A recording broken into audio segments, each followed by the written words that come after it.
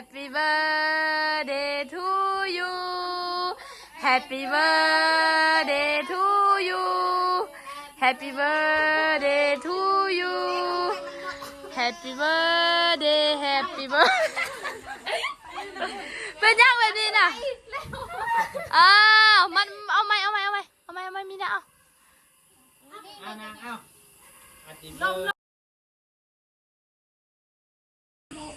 เอาพี่น้องเปิดภาพมาอีกวันนี้เนาะกลับมาพบพ่อกับน้องไซคือเก่ามื้อนี้ก็เป็นมื้อสั้นวันนี้เนาะพี่น้องก็เป็นมื้อวันเกิดของน้องไซเองเนาะพี่น้องก็ซึ่งมื้อนี้ก็ดีใจหลายๆเนาะพี่น้องก็มีหมู่พวกมาหลายคนเนาะแล้วก็ซาซีดอกแค่ป๊อปแล้วก็น้องเลี้ยงเนาะพี่น้องเอากลับสบายดีเด้อสบายดีและสวัสดีพี่น้องFC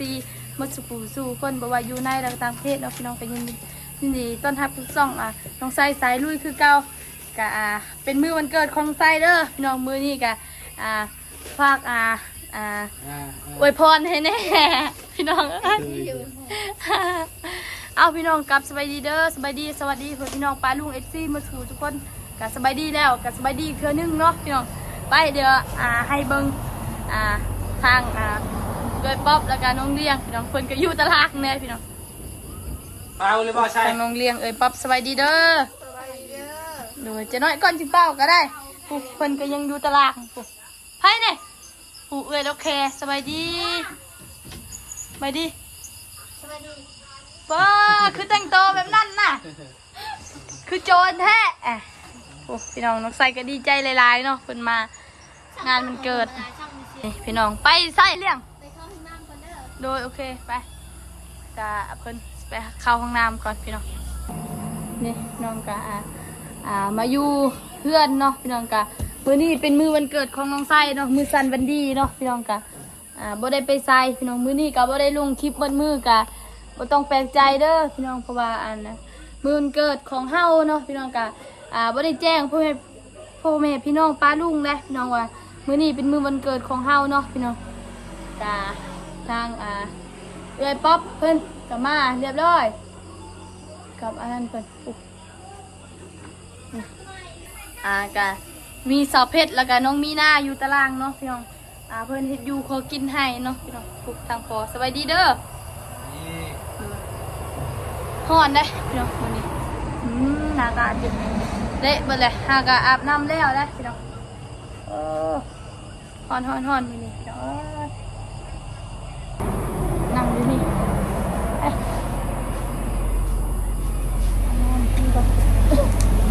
น้ำก่อนพี่น้องหมู่พวกมาก็ดีใจหลายๆเนาะพี่น้องเพิ่นมาเฮาก็ดีใจแล้วบ่ต้องมีของขวัญให้เฮาก็ดีใจเลยพี่น้องกินน้ำก่อนกินน้ำกิน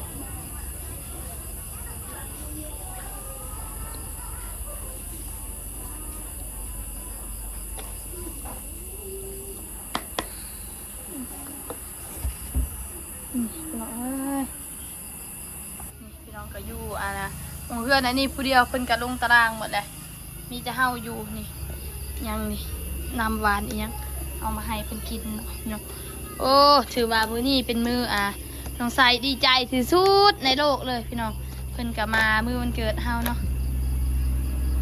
บ่คิดแหละว่าเพิ่นสิมาป๊อปแน่แล้วก็ดอกแค่เนาะพี่น้องแล้วก็น้องเลี้ยงน้องเจดีเพิ่นก็ว่าสิไปอยู่แต่เพิ่นไปซื้อกุ้งไปซื้อกุ้งกับนาบาตูนเนาะพี่น้อง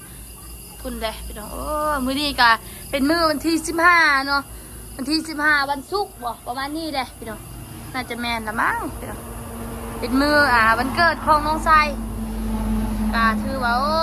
หมู่พวกมาลายสาวเพชรไม่ครัวนำมาสาวเพชรโซดสาวเพชรไม่ห่างก็มาหมดพี่น้องโอ้คือตกซะพี่น้อง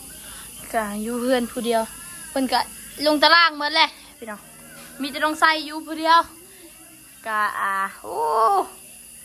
เดี๋ยวกสิถ่ายเทเล็กเทน้อยเนาะพี่น้องเทละขั้นตอนเนาะพี่น้องเอ้าได้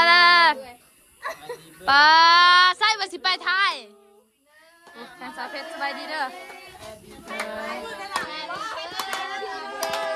Day to you เอามาใครสิเป้ามา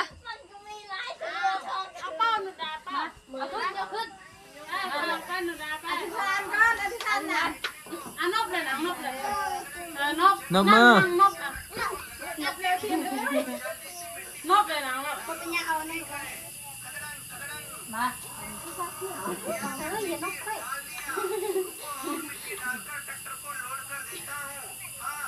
ก็อายุอยู่คนยืนไว้ ตบมือตบมือเปิดไพ่เปิดไพ่บ้านนี้ เปิดแม่ไพ่ปิด นี่นะ อ้าวเนาะพี่น้องกาบ่มีหยังหลายพี่น้องเนาะกาเล็กๆน้อยๆพี่น้องเลยเนาะทางหมู่ครูมาทางหมู่ครูนางไฟมาแล้วก็เ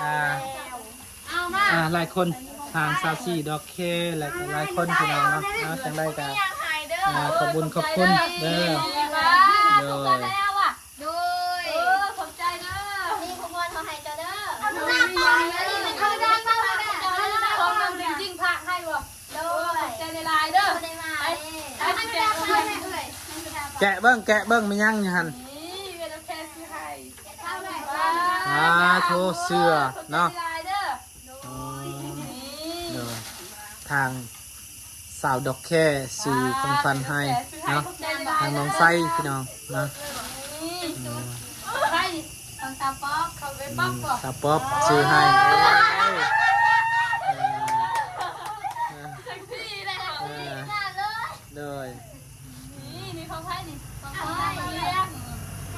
โอ้งามโรงเรียนนี่โอ้ปังทิพย์ขอบใจในลายเด้อนี่ของใครนี่ของจริงๆของน้องจริงๆค่ะให้เด้อพี่น้องขอบใจในลายเด้อทางจริงๆโอ้พักเสื้อให้เฮาโอ้เสื้อนี่ได้ตั้งเป็นรถเด้อเนาะ ยัดลูกแคนก่อน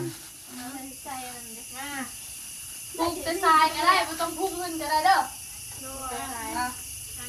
ค่อยปลูกก็ได้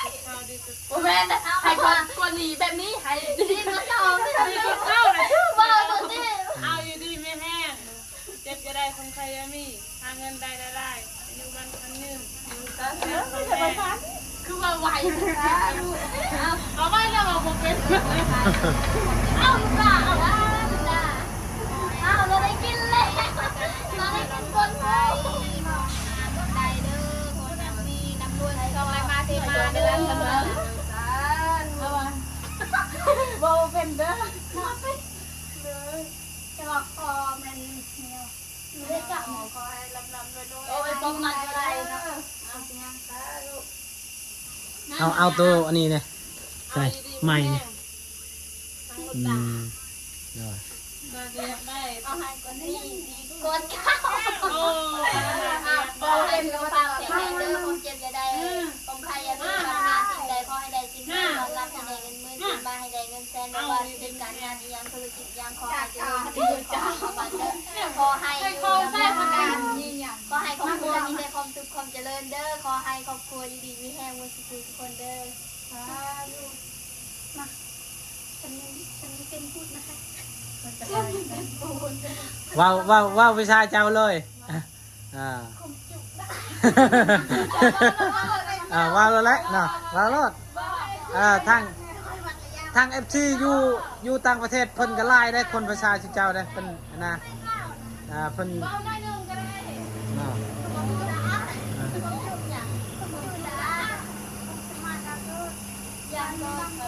มือนี้ใจได้เด้อขอบใจทุกคนเด้อที่มาร่วมมืองานเกิดเด้อบ่มียังเหนื่อยบ่มีแต่โตทุกคนใจเด้อขอบใจเด้อ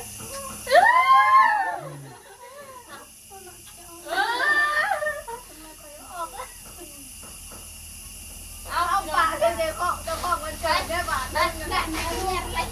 มาแม่เดี๋ยวพรุ่งนี้เป็นอะไร